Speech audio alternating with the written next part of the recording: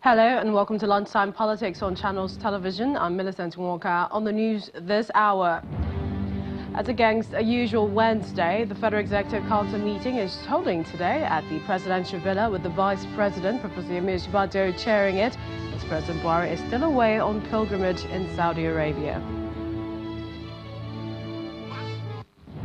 The EFCC boss, Mr. Ibrahim Magu, says the governor of Imo State, Rochas Okrocha, is being investigated a few days to the expiration of his tenure as governor.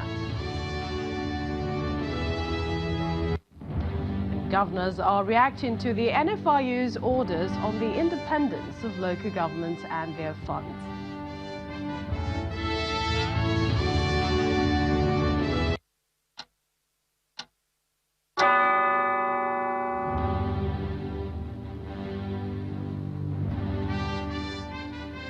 Welcome everyone to the program. Let's begin this news bulletin with what perhaps may be the very last Federal Executive Council meeting for this present crop of President Buhari's cabinet members today.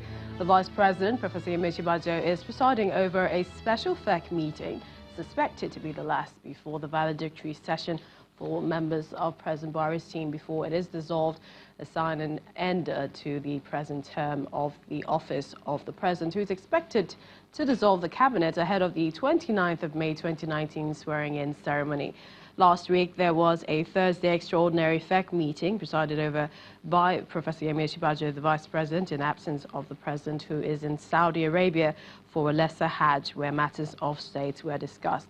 But let's get more on that development at the Presidential Villa. Our correspondent, Gloria Mozoke, is live for us there with an update. Gloria, a bit unusual. What more do we know now?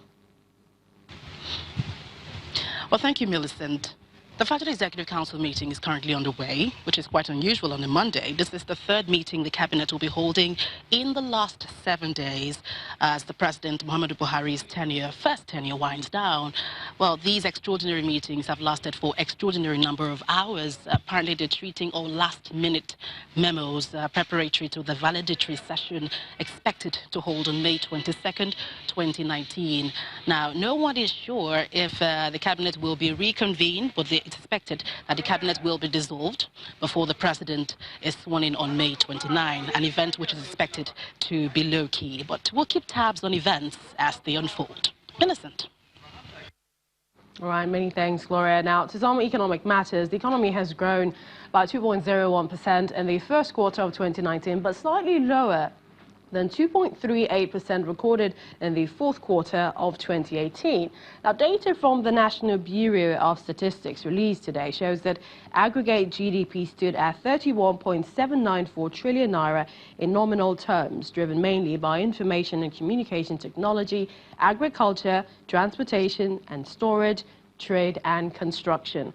In real terms, the non-oil sector contributed 90.86% to the nation's GDP at 2.47%, while the oil sector contributed 9.14% to total real GDP at minus 2.47%. In the first quarter of 2019, agriculture GDP grew 3.17% from 2.46% in the fourth quarter of 2018. Manufacturing GDP was sluggish at 0.81% in the quarter under review versus 2.35% the previous chapter. So let's make some sense of all of the figures. Let's get an expert to break this down for us.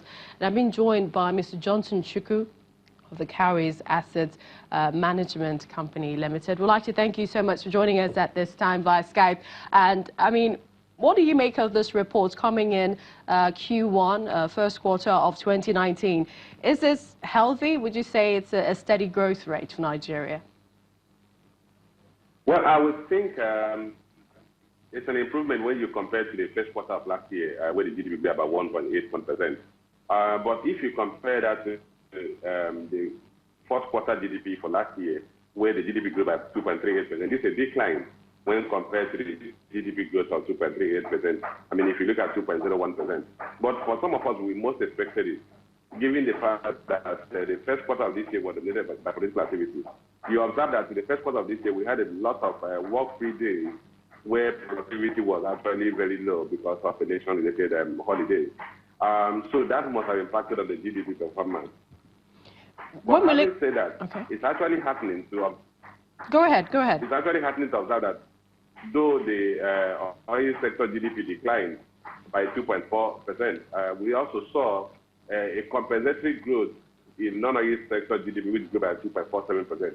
For me, that's reassuring in the sense that, look, though oil production slowed down, that was not enough sufficient to lead to a reversal of the positive GDP growth rate we're currently recording. It simply means that in terms of productivity, in terms of economic activity, that the economy is more diversified than one would actually think. Because when you look at the fact that the oil sector, which accounts for about 90% of government foreign exchange earnings, contracted in the first quarter of this year, but still the GDP is started by 2.01%. For me, that's a source of consolation. So looking at the quality of factors, some that you've just mentioned, some people still described it as the strongest growth rate since 2015. I don't know if you would agree with that. And then perhaps when we look at the GDP growth rate of other countries, especially developed, our country is still far behind. And talking about Nigeria, what more can we do to get better figures, numbers for the economy?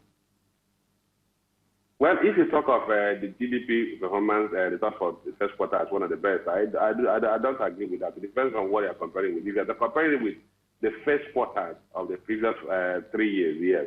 But if you compare it to the last quarter of last year, which grew by 2.38%, then what we are witnessing in the first quarter is a decline. In reality, what we should be pushing is that we should have an upward trending curve.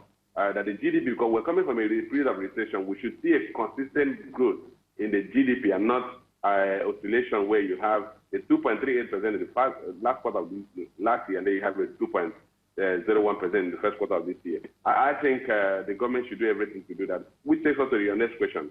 What should we do to ensure that our GDP is growing about the same level that other emerging economies or frontier economies or developing economies are growing? You have to look at those sectors that have the capacity to propel stronger economic growth rates.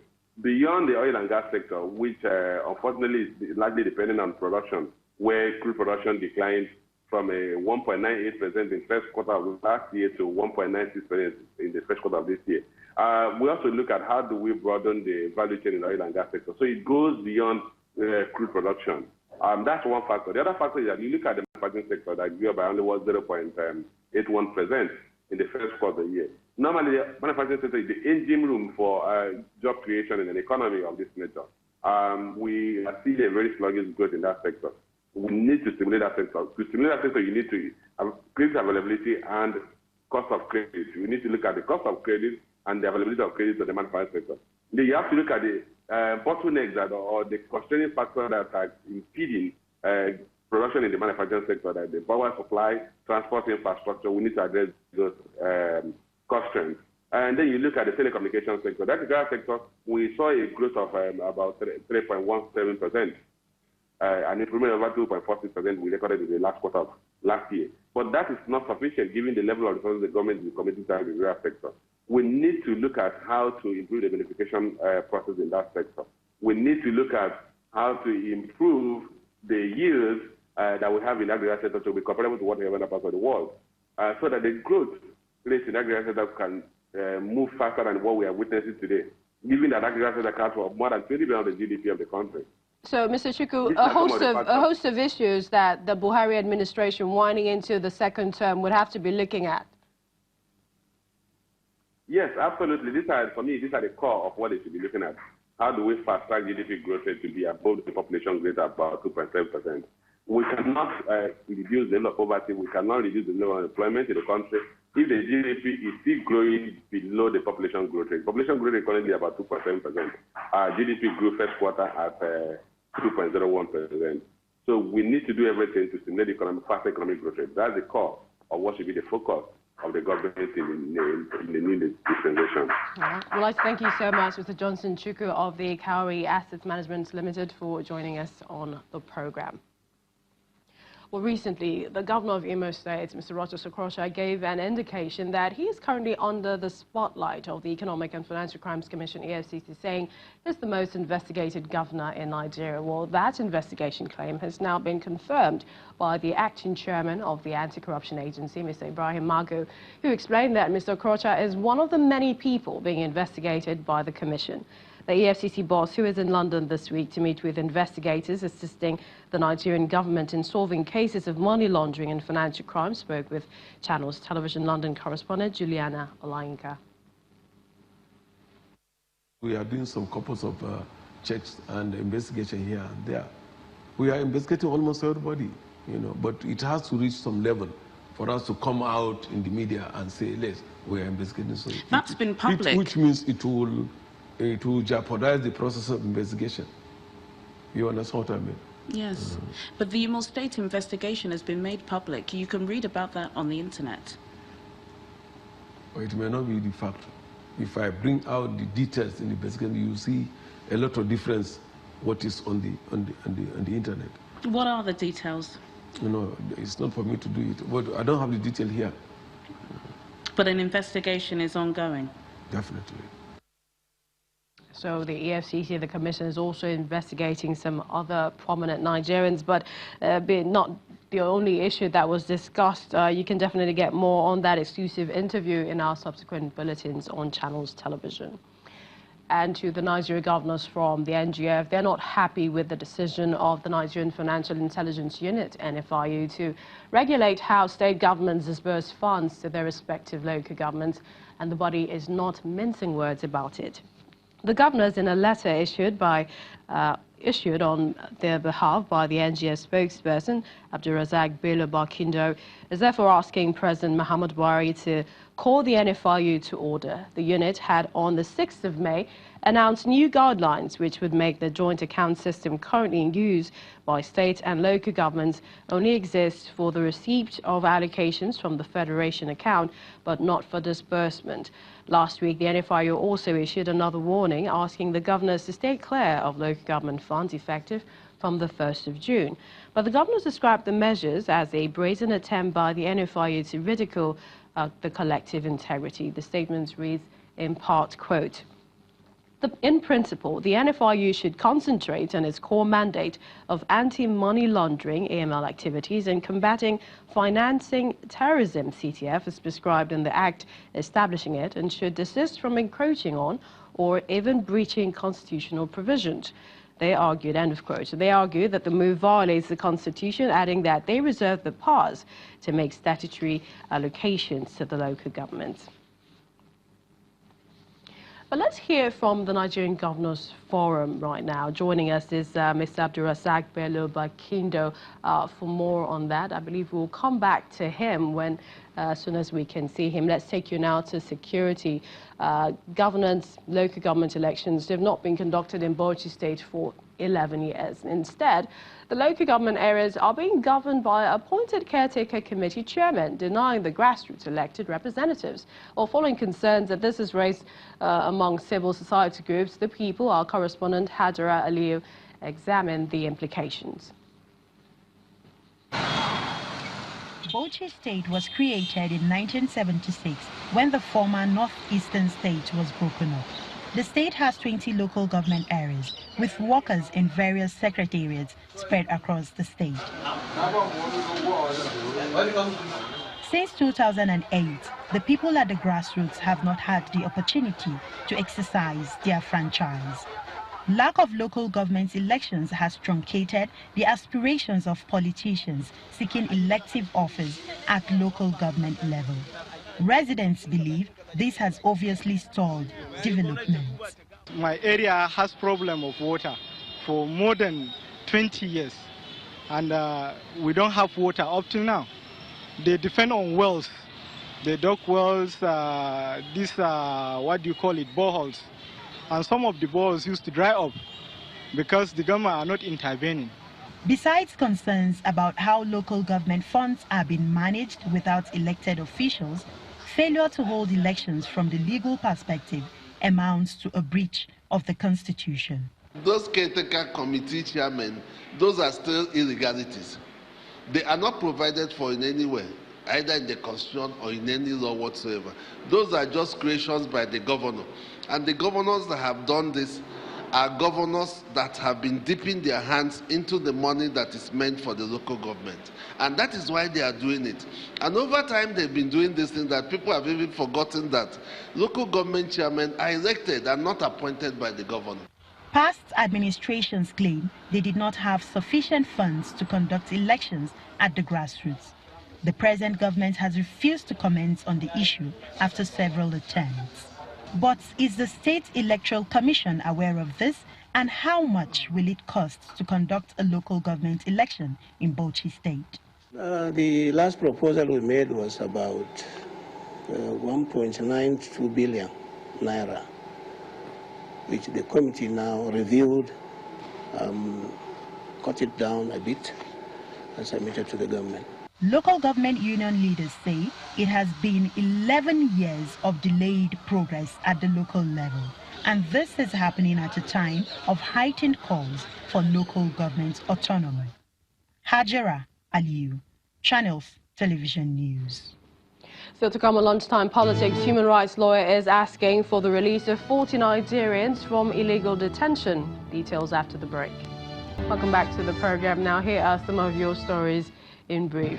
The so-called signed bills into law. The oil-rich cities of Warri and Uvier, they're about to get an uplift with the creation of the Warri and Uvier Development Agency, which began with a bill that has just been signed into law by Governor Ifeanyi of Delta State. The bill is one of the 6 bills assented to by the governor with the cooperation of the state legislature in order to ensure a stronger Delta in terms of growth and development.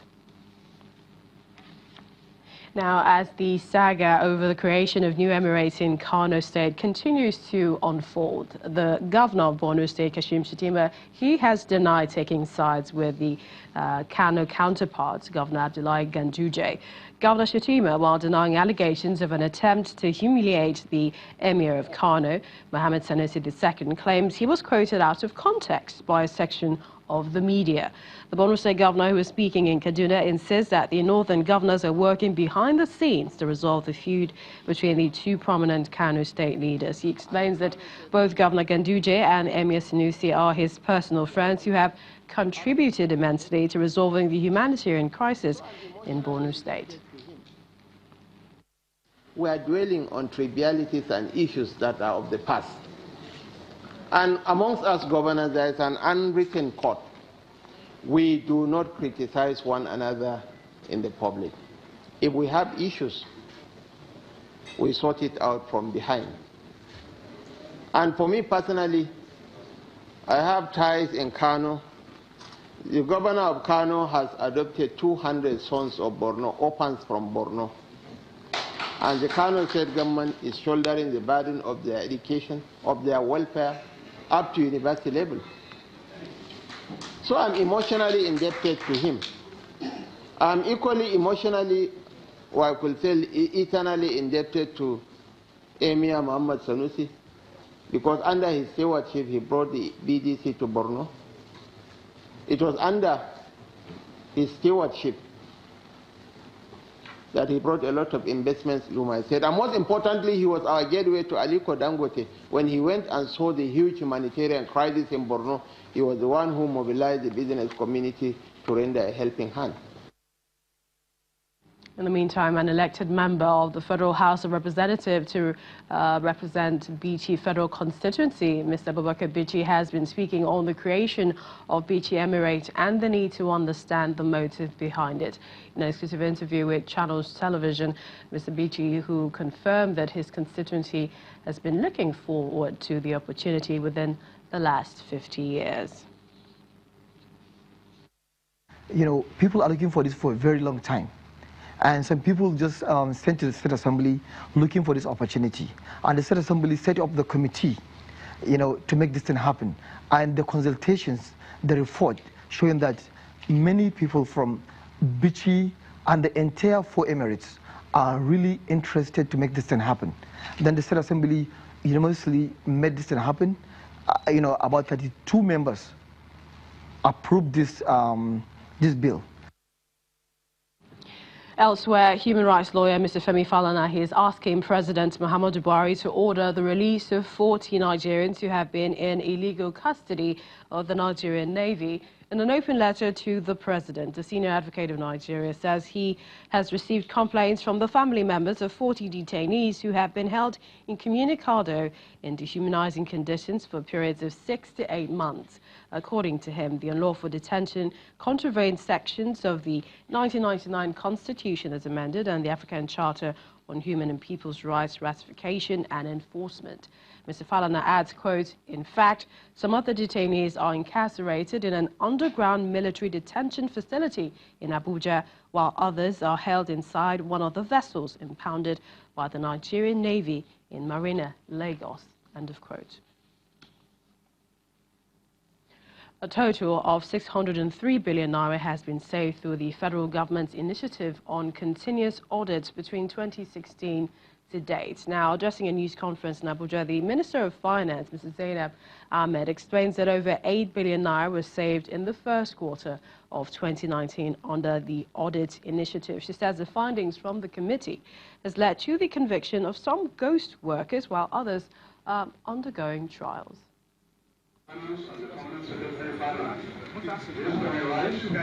The Minister of Finance, Mrs. Zainab Ahmed, and other officials of the Ministry of Finance arrived at the venue of the ministerial briefing to inform Nigerians on how the nation's economy has fared.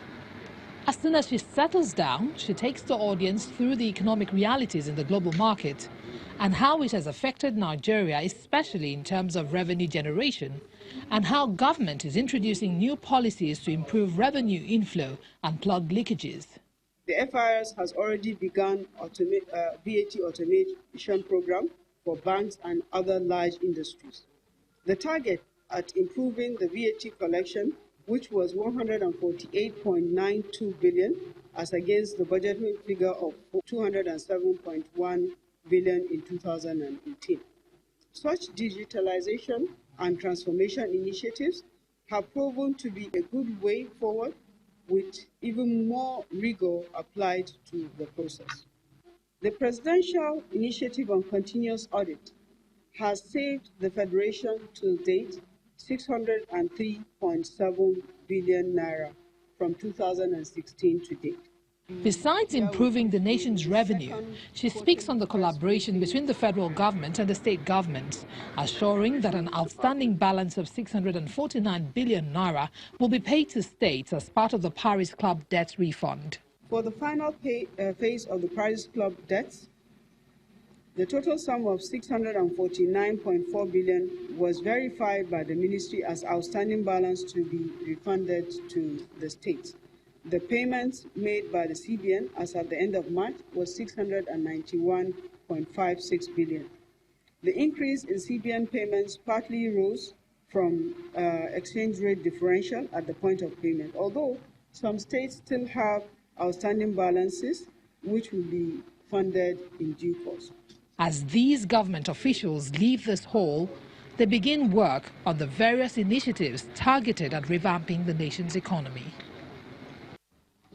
In the National Youth Council of Nigeria, they've called on the All Progressives Congress to review its zoning formula for the leadership of the 9th National Assembly. In a communique issued in Abuja, the Deputy President of the Council, Mr. Innocent Nwobodo, said that the zoning did not reflect the unity which President Muhammadu Buhari believes in. According to him, it is only fair and equitable that the position of the Speaker of the House of Representatives be occupied by someone from the southeast.